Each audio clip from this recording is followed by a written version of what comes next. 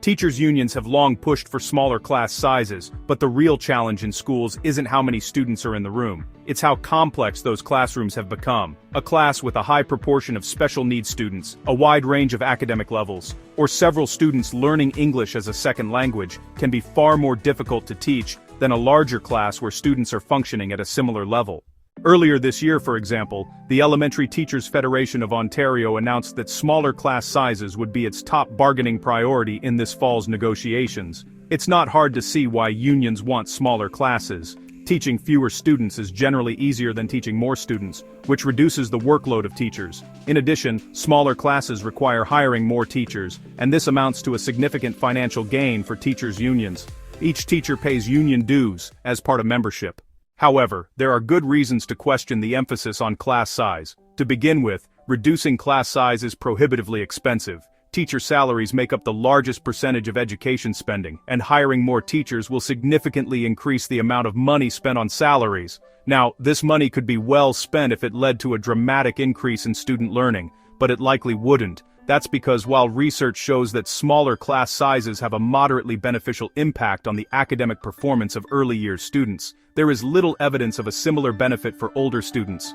Plus, to get a significant academic benefit, class sizes need to be reduced to 17 students or fewer, and this is simply not financially feasible. In addition, reducing class sizes means spending more money on teacher compensation, including salaries, pensions, and benefits. Also, it leads to a decline in average teacher experience and qualifications, particularly during teacher shortages. As a case in point, when the state of California implemented a K-3 class size reduction program in 1996, inexperienced or uncertified teachers were hired to fill many of the new teaching positions. In the end, California spent a large amount of money for little measurable improvement in academic performance.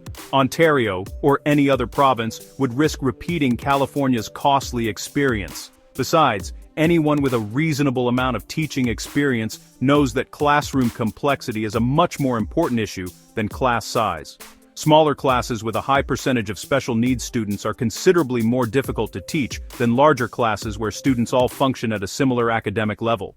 The good news is that some teachers' unions have shifted their focus from class size to classroom complexity. For example, during the recent labor dispute between the Saskatchewan Teachers Federation, STF, and the Saskatchewan government, the STF demanded that a classroom complexity article be included in the provincial collective agreement. After the dispute went to binding arbitration, the arbitrator agreed with the STF's request. Consequently, Saskatchewan's new collective agreement states, among other things, that schools with 150 or more students will receive an additional full-time teacher who can provide extra support to students with complex needs. This means that an extra 500 teachers will be hired across Saskatchewan.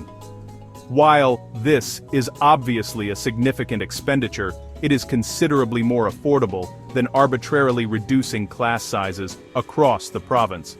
By making classroom complexity its primary focus, the STF has taken an important first step because the issue of classroom complexity isn't going away. Obviously, Saskatchewan's new collective agreement is far from a panacea, because there is no guarantee that principals will make the most efficient use of these additional teachers. Nevertheless, there are potential benefits that could come from this new collective agreement. By getting classroom complexity into the collective agreement, the STF has ensured that this issue will be on the table for the next round of bargaining. This could lead to policy changes that go beyond hiring a few additional teachers. Specifically, it might be time to re-examine the wholesale adoption of placing most students, including those with special needs, in regular classrooms, since this policy is largely driving the increase in diverse student needs. While every child has the right to an education, there's no need for this education to look the same for everyone. Although most students benefit from being part of regular academic classes, some students would learn better in a different setting that considers their individual needs. Teachers across Canada should be grateful that the STF has taken a step in the right direction by moving beyond the simplistic demand for smaller class sizes by focusing instead on the more important issue of diverse student needs.